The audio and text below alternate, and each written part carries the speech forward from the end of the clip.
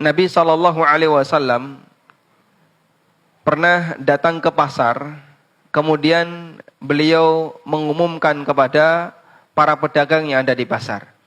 Beliau mengatakan, ya ma'syarat tujar, wahai para pedagang. Ya ma'syarat tujar, at-tujaru humul fujar. Wahai para pedagang, sesungguhnya para pedagang itu umumnya adalah al-fujar, orang-orang yang suka berbuat fajir. Fajir artinya orang yang berbuat maksiat, pelaku dosa besar. Sehingga pelaku tindakan fajarah adalah orang-orang yang dia berstatus sebagai orang fasik. Dan Nabi SAW menyampaikan demikian untuk menceritakan umumnya karakter para pedagang. Para pedagang itu umumnya suka berbuat curang, suka ingkar janji, umumnya suka nipu orang lain, suka mendolimi orang lain. Sehingga Nabi SAW menyebut ini sifat kualitatif, namun hampir menyeluruh kepada para pedagang. Maka beliau katakan at-tujar humul fujar. Para pedagang itu umumnya suka berbuat jahat, suka berbuat maksiat. Kemudian para sahabat bertanya, ya Rasulullah, awalallahu yuhillu lana al-bai'a? Ya Rasulullah, bukankah Allah Subhanahu wa taala telah menghalalkan untuk kami transaksi jual beli? Kata beliau, bala, betul. Namun kalian ketika berdagang suka berjanji tapi mengingkari. Kemudian ketika dia menyampaikan sesuatu, dia mengucapkan sesuatu, sukanya berdusta.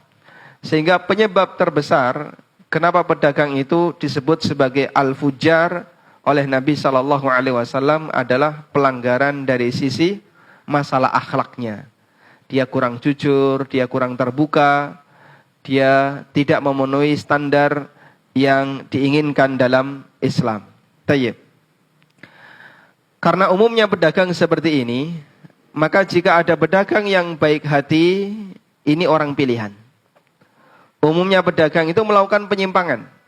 Karena itu ketika ada pedagang yang baik hati, maka ini orang pilihan.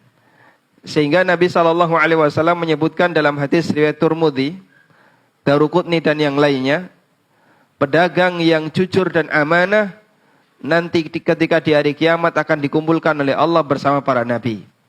At-tajirus saduqul amin ma'an nabiyyin was-siddiqin wasyuhada'i yaumal qiyamah. Pedagang yang jujur dan amanah akan dikumpulkan bersama para nabi, para siddiqun, para syuhada kelak di hari kiamat. Padahal kita tahu 3 jenis manusia ini. Para nabi, para siddiqin, para syuhada. Ketika mereka berjuang di dunia, perjuangan mereka itu untuk kepentingan dunia atau untuk kepentingan akhirat? Untuk kepentingan akhirat. Para nabi berdakwah untuk kepentingan akhirat. Siddiqun mereka membela dakwahnya para nabi juga untuk kepentingan akhirat. Orang-orang yang dia berjuang dan mendapatkan gelar syahid juga untuk kepentingan akhirat. Sementara pedagang itu berjuang untuk kepentingan apa, Pak? Untuk kepentingan dapur. Untuk kepentingan nafkah keluarganya, untuk kepentingan yang sifatnya murni dunia. Namun satu hal yang aneh, perjuangan yang dilakukan oleh pedagang ini untuk kepentingan dunia ketika dia sampai pada tingkatan tertentu diberi oleh Allah Subhanahu wa taala pahala yang besar, bahkan sampai dikumpulkan bersama orang-orang yang perjuangannya untuk kepentingan akhirat, yaitu para nabi, siddiqun dan syuhada. Apa alasannya? Para ulama menjelaskan karena untuk bisa menjadi pedagang yang shadiqul amin, yang jujur dan amanah, tantangannya berat.